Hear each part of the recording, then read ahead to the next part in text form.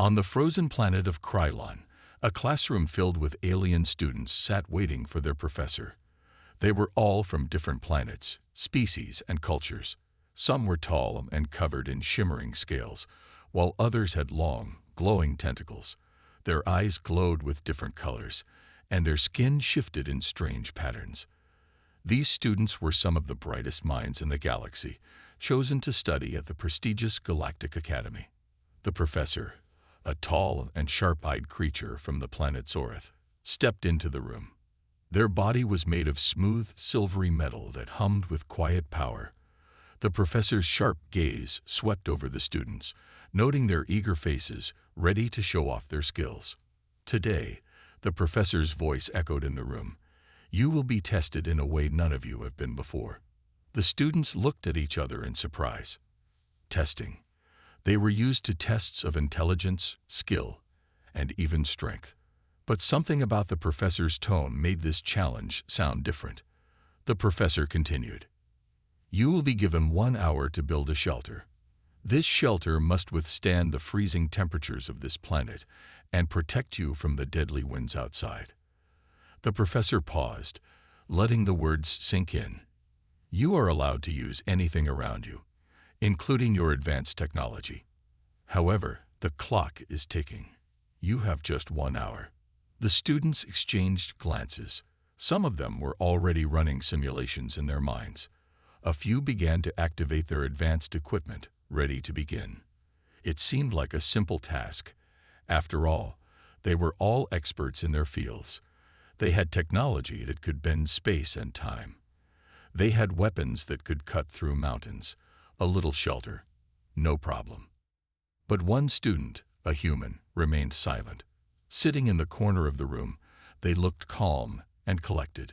The human student, named Jake, had always been different from the others. He wasn't from a powerful race of aliens. He was from a small, primitive planet called Earth.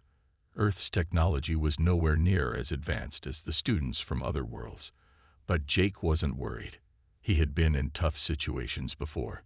The aliens in the room glanced at him. They had never understood how such a simple species could survive in the harsh conditions of their planet. To them, Earth was a small, backward place, and humans were no different. They weren't sure what to make of Jake. He didn't use fancy gadgets or have glowing tattoos that showed off his power. He looked like a regular person, maybe even a little out of place. The professor noticed the other students staring at Jake and raised an eyebrow. You may begin now, the professor said, stepping back to observe the students' reactions. Immediately, the aliens sprang into action. One alien with silver skin and 3 arms opened a device that shimmered in the air and started to create a force field. Another student, a creature with 6 legs and green scales, pressed a button on their wristband, and a huge metal structure began to appear, rising from the ground like magic. Jake, on the other hand, didn't reach for any buttons or pull out any gadgets. He simply stood up, looking around the room. His calmness seemed strange compared to the hurried movements of the others. He had no force fields, no advanced technology. All he had were the tools in his backpack and a few simple ideas in his head. The alien students watched with a mix of amusement and disbelief. Did Jake really think he could build something in an hour using nothing but a few basic tools? It was almost laughable. One of them, a tall being with tentacles for arms, smirked and whispered to another student, "Let's see how long it takes for the human to give up." But Jake wasn't listening. He had already made up his mind. He didn't need fancy tech. He had spent most of his life on Earth, a planet that had known hardship and survival. He knew how to make do with what he had. As the other students continued to build their shelters with high-tech devices, Jake walked outside for a moment, observing the cold, wind-swept landscape. The wind howled through the icy terrain, and the temperature had already dropped to dangerous levels. He looked around and began to form a plan. There was a large pile of ice blocks nearby, perfect for building a shelter. With his knowledge of simple survival techniques, Jake knew exactly what to do. He turned back to the others, who were still busy with their high-tech creations. Jake smiled to himself, It wasn't about fancy gadgets or advanced power. It was about using what was around you, thinking quickly, and staying calm under pressure. Back inside the classroom, the professor watched the students carefully. Most were struggling to keep their creations intact. Some had their machines malfunctioning. Others had shields flickering in and out of existence. But Jake, he was calm and steady. The professor couldn't help but feel a twinge of curiosity. Could a human really do this with so little? The timer started, and the challenge had officially begun. The real test of skill and survival was about to unfold. Jake stood in the corner of the room, watching the chaos unfold around him. The alien students were busy with their advanced technology, each one focused on their own project. Some were activating holographic tools, others were conjuring up powerful energy fields, and a few were using floating machines to carry heavy materials. It was a blur of lights, sounds, and busy hands. They were all working as if this challenge was just another day for them. But Jake wasn't in a hurry. He wasn't like the others. He didn't have shiny gadgets or strange powers. All he had were his hands, his backpack, and his mind.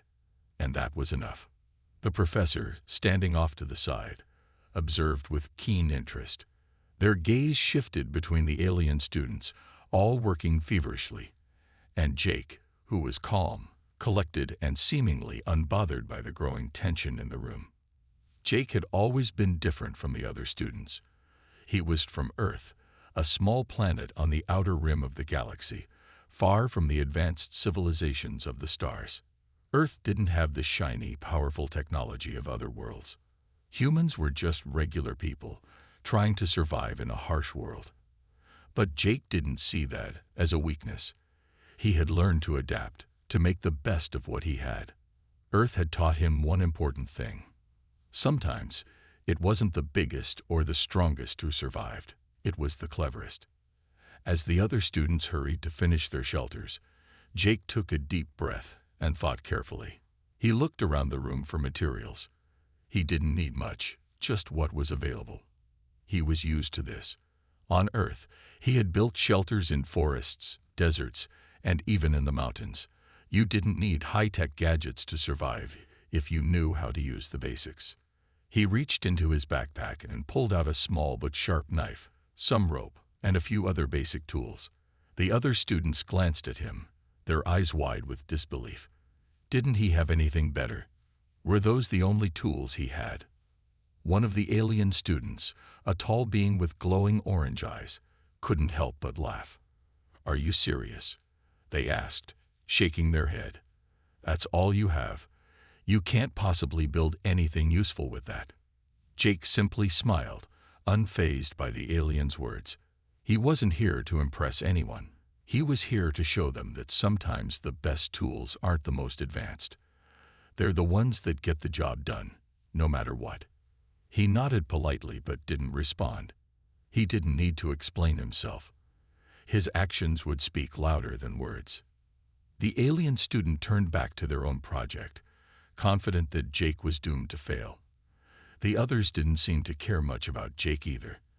They were focused on their own work, assuming that their advanced technology would give them the edge. It wasn't until they saw the human working with such calm and quiet precision that a few started to wonder. Jake wasn't in a rush. He carefully surveyed the surroundings. There were piles of ice blocks near the wall, large enough to form the basic structure of a shelter. He could use them to create walls and a roof. The wind outside was harsh, and the temperature was dangerously cold. He would need to make sure the shelter was solid and insulated. As he began to stack the ice blocks, he thought back to the times he had to build shelters on Earth. He had never had the luxury of fancy equipment, just the basics. But in the wild, that was often all you needed. His hands moved with skill and confidence. He cut the blocks to the right size, placed them carefully, and tied them together with the rope he had brought. It wasn't a high-tech solution, but it was a solid one. Around him, the alien students were still struggling with their machines.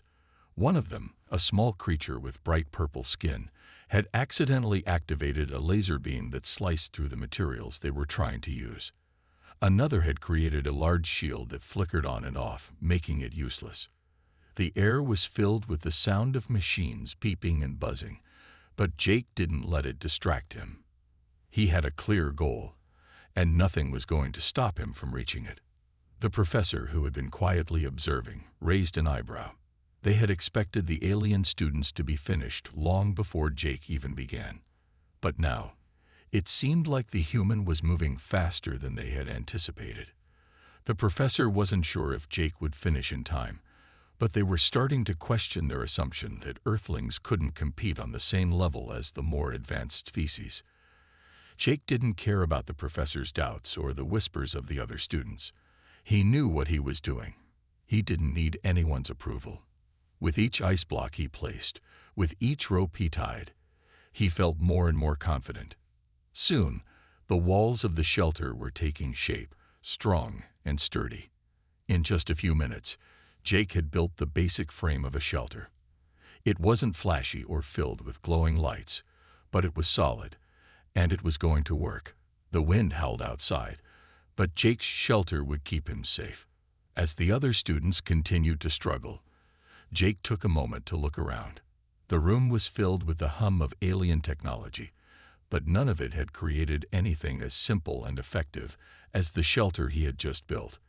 And for the first time, Jake started to feel that maybe, just maybe, his way of doing things wasn't so bad after all. The challenge had officially begun, and the room buzzed with energy. Each alien student was busy with their own shelter, some more focused than others, but all determined to finish within the hour. There were no second chances in this challenge. The professor's eyes watched every move, ready to judge who would succeed and who would fail. At one side of the room, Zorak, a tall alien with shimmering silver skin and 4 arms, activated a device on his wrist. A soft hum filled the air as a large metal frame began to rise from the floor. The frame unfolded, creating a towering structure. Zorak's species was known for their strength and technological genius, so it wasn't surprising that he used his advanced machinery to help him. With quick, practiced movements, Zorak attached energy shields around the structure, creating an impenetrable barrier. He smiled to himself, confident that his shelter would withstand anything the planet could throw at it. "Easy," Zorak muttered, glancing at the other students. "This will be done before the hour is up." But not far from him, Eric, a small alien with bright purple skin and a glowing antenna on their head, was already having trouble. Eric had attempted to use a small hovercraft to move materials, but the craft was malfunctioning. It floated a few inches off the ground before jerking violently and crashing back down. Eric cursed under their breath, pushing the hovercraft back up again. This wasn't going as smoothly as they had hoped. Come on," Eric muttered, tapping the side of the craft to make it work. They tried again, but the hovercraft sputtered and installed. Eric could feel the pressure building. The time was ticking, and their shelter still hadn't started to take shape. On the other side of the room, a large alien with 6 legs and green scales named Gorham was using his species' unique ability to manipulate the ground. With a focused stare, he bent the planet's rocky surface, shaping it into a wall for his shelter. It was impressive. Stones and earth rose into place like a puzzle, but Gorham soon ran into a problem. The materials weren't as stable as he had hoped, and the walls kept shifting. He growled in frustration as the ground beneath him trembled slightly. "Not enough pressure," Gorham muttered, trying again to stabilize the structure. His 6 legs moved quickly, but the task wasn't as easy as he had expected. His confidence was slipping. Meanwhile, Nari, an alien with translucent wings and sparkling blue skin, floated in the air, overseeing her project. Nari's people had evolved to be able to fly, and she used this skill to her advantage, zooming around her shelter's framework. She was using force fields to build the outer walls, creating a shimmering dome in midair. The technology she was using was fast and efficient, but it was also fragile. Nari's wings fluttered nervously as she realized that the force fields had a limited power supply. The dome she had formed began flickering, and she quickly tried to stabilize it. "No, no, not now," Nari whispered, sweating as she worked quickly to adjust the controls. She had to keep the power flowing to her force fields or her shelter would collapse before it was even finished. The pressure was rising for all the alien students. Throughout the room, the sound of hissing energy, buzzing machines, and clanking metal filled the air. Every student was in a race against time, and the challenge was far more difficult than any of them had imagined. They had expected to complete the task with ease, but now, each of them was starting to feel the weight of their own overconfidence. The professors stood in the corner, silently observing, their cold eyes never leaving the students. They had seen many students fail before, but today, they were curious to see how the aliens would handle the unexpected difficulties that were now popping up. None of them had expected this to be as hard as it was. Jake, on the other hand, remained quiet, still working on his simple shelter. His hands moved with calm precision, stacking the ice blocks and tying them together with rope. Around him, the alien students continued to struggle with their advanced technology, and yet Jake didn't feel the pressure that the others were clearly experiencing. He was used to this kind of work, used to adapting and making things work with what he had. The aliens, on the other hand, were now beginning to realize that their gadgets and technology weren't the magical fix they had imagined. Zorak's shelter was beginning to take shape, but the energy shields weren't working perfectly. One of the corners flickered briefly, and he had to adjust the power settings. A low growl of frustration escaped his throat. The clock was ticking, and this wasn't going to be as easy as he thought. Eric's hovercraft was still malfunctioning, and now they were running out of time. They kicked the machine in frustration, wondering if they would even be able to get the materials to build a solid shelter. Their whole plan had relied on that hovercraft. Gorham's shelter was mostly built, but the stones he had manipulated were unstable. Every time he thought he had the walls solid, they shifted again, leaving gaps in his shelter. Sweat ran down his green skin as he tried to hold the walls in place with his powers. Nari's force field shelter was starting to flicker more rapidly. She knew it wouldn't last unless she could stabilize the power. Her wings fluttered faster as she frantically worked to save her creation, but the worry was growing in her eyes. Would she finish in time? The clock ticked on, and the pressure was mounting. One by one, the alien students were beginning to realize that maybe they weren't as invincible as they had believed. They had never expected a challenge like this. And through all the noise and chaos, one thought was clear in their minds. Jake the human was still working calmly and quietly, and his shelter was slowly taking shape. The clock was ticking, and the room was filled with the noise of machines, gadgets, and the sounds of frustrated muttering. The alien students were pushing themselves to the limit, trying to make their advanced technology work. But every minute seemed to bring more problems than solutions. Despite their best efforts, their shelters were incomplete, unstable, and far from what they had hoped for. Jake, on the other hand, was still working calmly. He had been at it for almost half the time, and while the others were caught up in their high-tech disasters, Jake's simple shelter was beginning to take shape. The walls were made of ice blocks, carefully stacked and tied together with ropes. It wasn't flashy, but it was solid, and most importantly, it was holding up against the harsh conditions of the planet. Around him, the alien students were starting to notice. At first, they had laughed at Jake's simple tools and his lack of advanced technology. But now, as the minutes passed and their creations faltered, they couldn't help but wonder how Jake was doing so well with so little. Zorak, the tall alien with silver skin, had been focused on his energy shields. His shelter had begun to rise quickly, but now the shields were flickering. He had spent too much time adjusting the power levels, and with each passing minute, the structure became more unstable. Zorak's hands were shaking slightly as he tried to fix the power settings, but the more he fiddled with his equipment, the worse it got. He glanced over at Jake's shelter again and frowned. How could a human, with no advanced technology, be so far ahead? Eric, The small alien with purple skin had stopped trying to use the hovercraft. The craft had malfunctioned again, and now Eric was hauling materials by hand, but it was clear they were falling behind. Sweat dripped from Eric's forehead as they dragged heavy blocks of ice toward their shelter, but the ground kept shifting, making the job harder. "Why isn't this working?" Eric whispered, staring at the incomplete structure. The shelter was half-formed, and it looked as though it might collapse under the weight of the ice blocks. Eric's frustration grew, and they looked toward Jake's simple shelter, still standing firm. How could something so basic be so effective? Nari, the alien with translucent wings, was still trying to stabilize her force fields. They flickered on and off, unable to maintain their strength. Each time Nari thought she had fixed the problem, the force field would collapse again. She moved quickly, her wings buzzing as she floated in the air, adjusting the controls in a desperate attempt to keep the energy flowing. But her shelter, once shining with a brilliant blue glow, was now fading. It was becoming clear that Nari's beautiful design was not as practical as she had hoped. Gorham, the six-legged alien with green scales, had made progress with his stone shelter, but the materials kept shifting.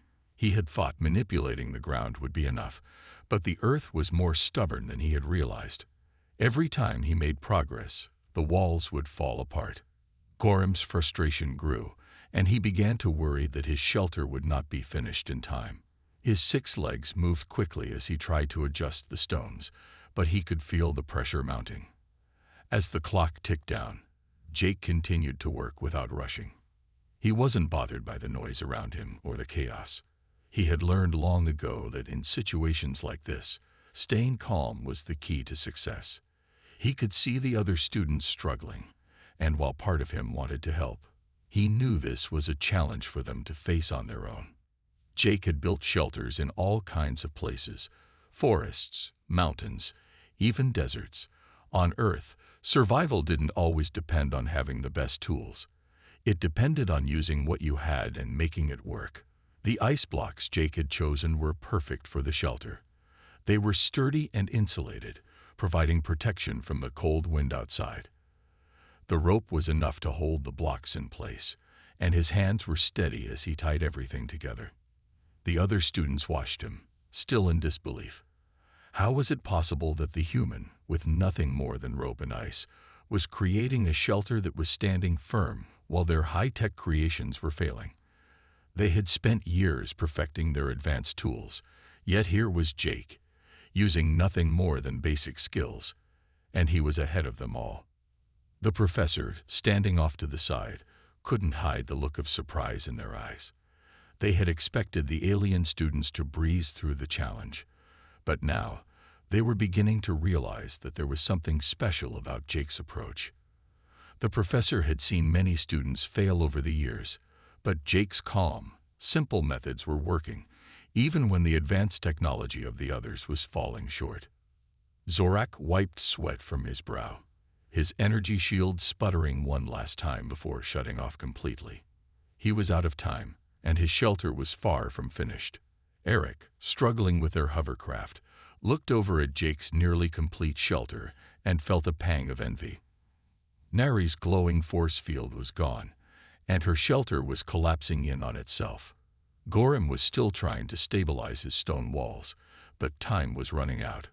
One by one, the alien students turned their attention to the human who had, against all odds, built a shelter that was standing strong and firm. Jake's shelter wasn't fancy. It didn't have flashy lights or powerful shields, but it was practical, stable, and most importantly, it worked. As the final minutes ticked down, the alien students realized something important. They had overlooked something that Jake had known all along. Sometimes, the simplest way is the best way. The final seconds of the challenge were quickly slipping away.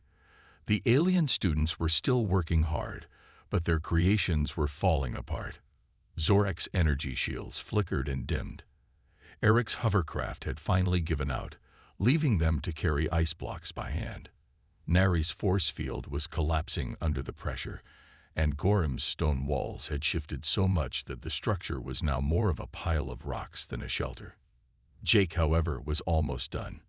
His shelter, made of ice blocks and tied together with simple rope, stood firm and solid. It wasn't the most complicated structure, but it was working. The walls were straight, the roof was intact, and there was a feeling of security inside. The storm outside was picking up, but Jake's shelter would hold strong. The clock struck the final minute, and the professor's voice echoed through the room, announcing the end of the challenge. "Time is up," the professor said. "All students, please stop working and step back from your shelters." The room fell silent. The alien students glanced around, their eyes filled with frustration and worry. Zorak's energy shields had completely powered down, leaving his shelter barely standing. Eric's shelter was a mess of ice blocks, some of which had already fallen to the ground. Nari's force field was nothing but a flickering light in the air, and Gorham's stone shelter had collapsed under its own weight. But Jake's shelter stood firm in the center of the room. It was simple, yet perfect. The professor's eyes shifted from the alien students to Jake's creation. A slow, impressed smile spread across the professor's face. "Well, well," the professor murmured, stepping forward. "It seems we have a winner." The alien students turned to look at Jake, their expressions a mixture of surprise and disbelief. How could this human, who had used nothing but ice and rope, have succeeded when their advanced technology had failed? The room was filled with quiet whispers as the aliens exchanged looks.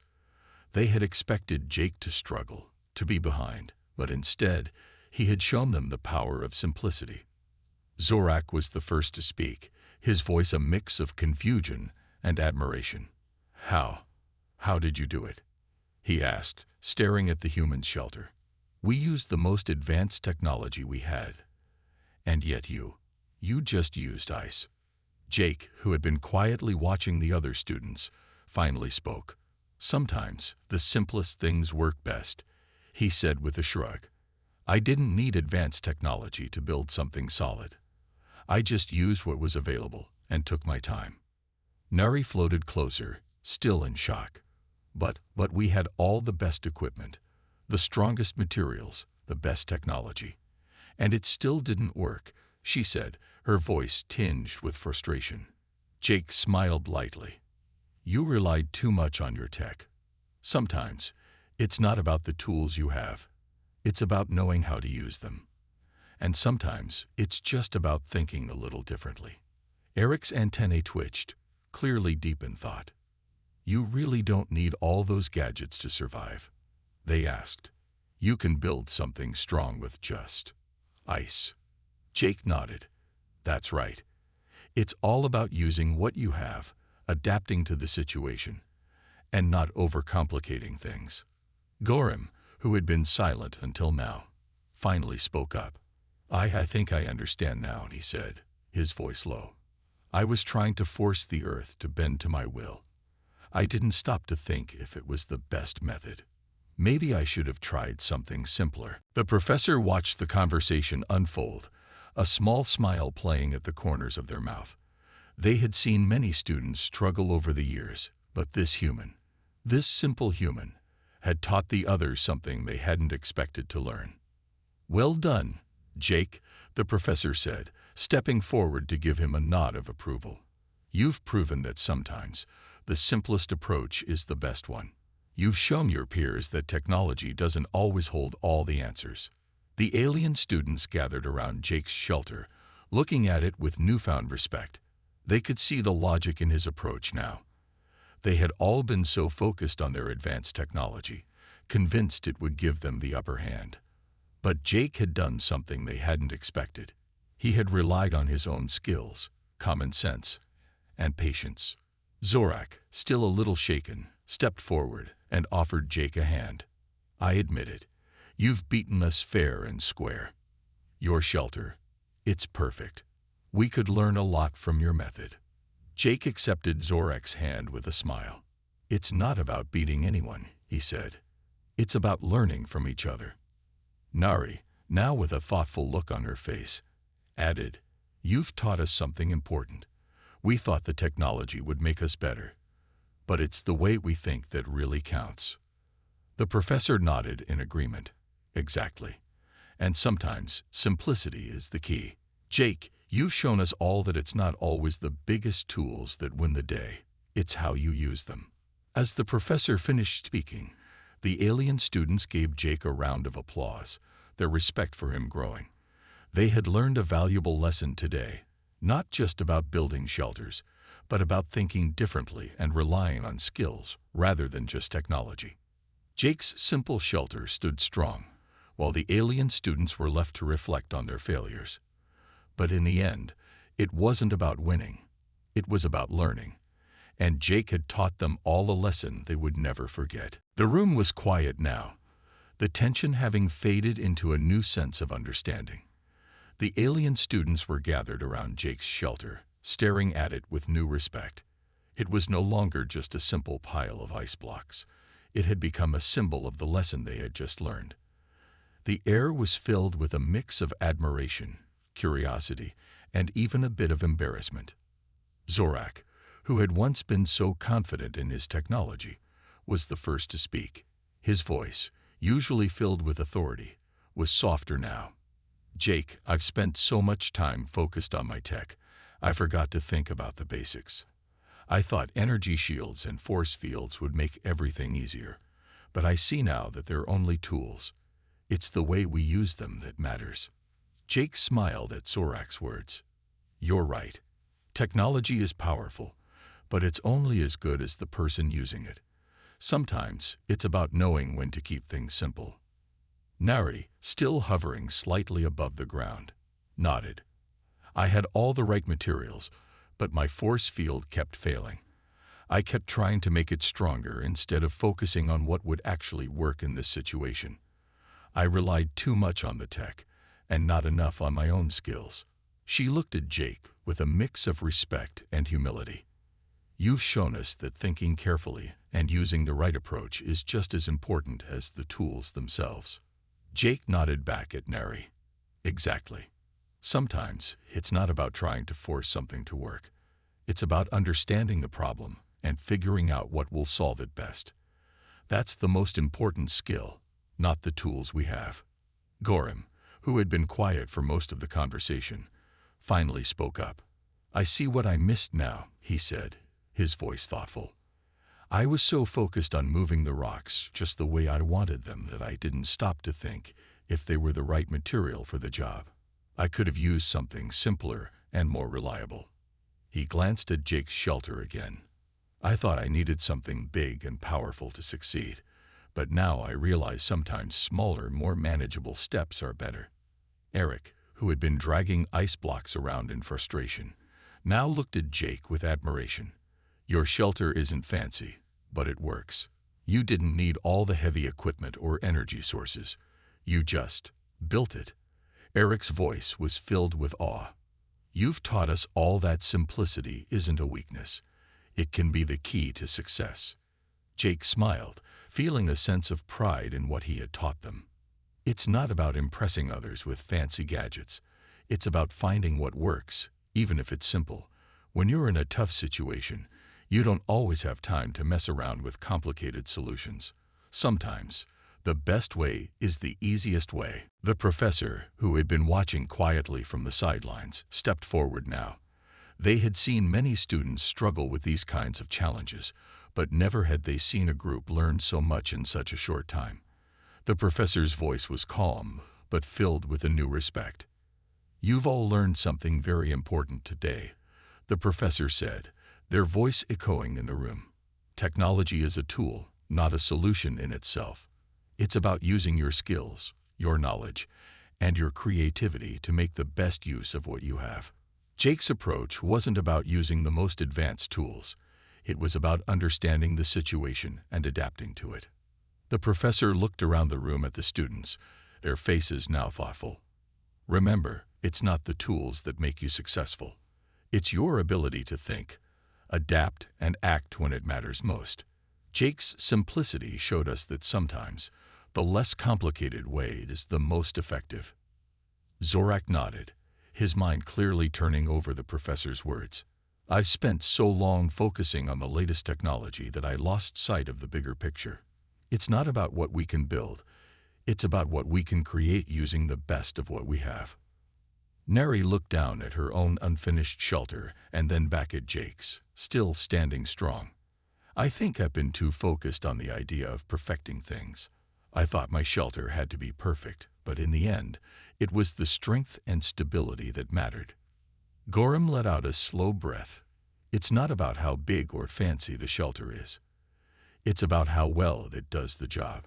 Jake's shelter may not have been the most advanced, but it's still the best one here.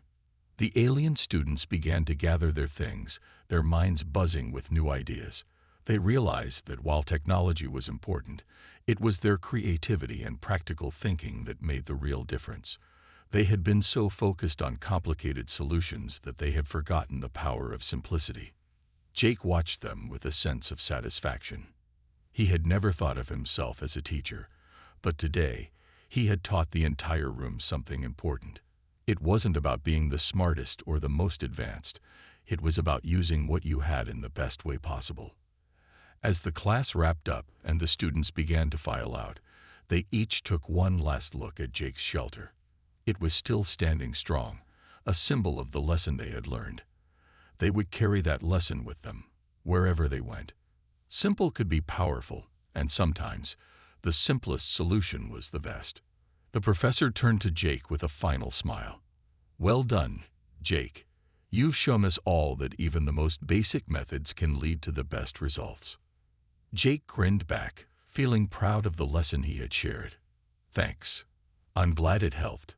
As the last of the students left the room, Jake stood for a moment, looking at his shelter. He had learned something too. It wasn't just about the materials or the technology. It was about the mindset, the willingness to adapt, think simply, and make the most of what you had. And in that moment, he realized that was the greatest lesson of all. Days passed since the challenge, and the story of Jake's victory spread quickly. It wasn't just the aliens who had learned from him. Everyone in the academy was talking about the human who had built a simple shelter that outperformed the most advanced alien technology. News of Jake's success reached every corner of the academy, sparking curiosity and admiration from students and professors alike. Zorak, Eric, Nari, and Gorham all found themselves reflecting on the lessons they had learned. The simple human's approach had left a deep impression on them, and they began to view their tools and their knowledge in a new light. Zorak had spent the past few days rethinking his reliance on complex technology. He had always believed that the best solution to any problem was to throw more advanced tools at it. But now he was experimenting with more basic materials, trying to see how far he could push his creativity without relying on energy shields or force fields. "I used to think the bigger, the better," Zorak confessed to his classmates one afternoon. But Jake's shelter was small and simple, yet it worked perfectly. "It's made me realize that it's not about how much tech you have. It's about how you use it. I've started using less and focusing on the problem itself. Sometimes the simplest way is the best." Nari, too, had been thinking about her approach to problem solving. She had always believed that the latest technology was the answer to everything. But Jake had shown her that her reliance on force fields and energy barriers was blinding her to other possibilities. She spent hours experimenting with more basic methods, using simple tools and materials in new ways. She discovered that she could create stronger, more efficient solutions by focusing on the core of the problem. "I've been so caught up in trying to make everything perfect with advanced tech," Nari admitted to her fellow students. "But Jake taught me that it's not about perfection. It's about effectiveness. I've started working with more basic materials, and it's been eye-opening." Gorham, the quiet one in the group, had always been proud of his strength and the power of his materials. He believed that building something big and strong was the key to success. But after seeing Jake's shelter stand firm while his own crumbled, Gorham realized that power wasn't everything. It was the structure's design and function that mattered most. "I've been trying to build bigger and stronger shelters, thinking they would be the best," Gorham said one day as he worked with simple stone and wood. But Jake showed me that size isn't what matters. It's about the way things are put together, how they work together, and how well they solve the problem. I've learned to think smaller, more carefully, and with purpose. Eric, the one who had struggled most with the challenge, was perhaps the most surprised by the impact Jake had on their thinking. They had always prided themselves on their intelligence and their ability to solve problems with complex technology. But Jake's simple approach had shown Eric that intelligence didn't always have to mean using the most advanced equipment. Sometimes it meant using common sense and focusing on the basics. Jake made me realize something important, Eric said, their antennae twitching as they spoke. I've always thought that the more complicated the solution, the smarter I was. But now I see that the smartest solution might just be the simplest one. The lessons Jake had taught were far-reaching. As the days passed, alien students who had once scoffed at the idea of simplicity began to embrace it. They were starting to challenge their own ideas, asking themselves if there was a simpler, more effective way to solve problems. They were learning that it wasn't always about the size of the solution. It was about the way you approached it. Even the professors took note of Jake's impact. They had long believed that technology and innovation were the ultimate answers to every problem. But now, they were beginning to question that belief. The professors who had witnessed Jake's success started to encourage their students to think beyond the boundaries of advanced tools and instead focus on their own ingenuity. The professor who had run the challenge with Jake stood in front of the class one morning, addressing the students with a new perspective. What Jake has shown us is that sometimes the simplest solutions are the most powerful. We've been so focused on our tools and our technology that we've overlooked the power of basic thinking and adaptability. From now on, I encourage all of you to challenge yourselves, not just to rely on what you know, but to think differently, to use what's available to you in the best way possible. Jake's impact wasn't just limited to his immediate classmates. Word spread to other parts of the academy, and soon, students from different fields began applying Jake's lessons to their own work. Engineers started designing more efficient machines by simplifying their plans. Scientists began conducting experiments using fewer resources, relying on creativity instead of expensive tools. Even artists were inspired, creating beautiful works using only natural materials and simple techniques. One day, as Jake walked through the hallways of the academy, he noticed something different. Everywhere he looked, students were working with simpler methods. It wasn't just the alien students who had been impacted. It seemed as if everyone had learned from his example. Jake couldn't help but smile. He had come here to learn, but in the end, he had taught them all something valuable. He had shown them that complexity didn't always lead to the best solution. Sometimes it was the simplest approach that made the biggest impact. As Jake sat down to work on his next project, he felt a sense of pride. He knew that his time at the academy had changed something. It had changed the way the aliens thought, the way they approached problems. And that, he realized, was the true power of human ingenuity.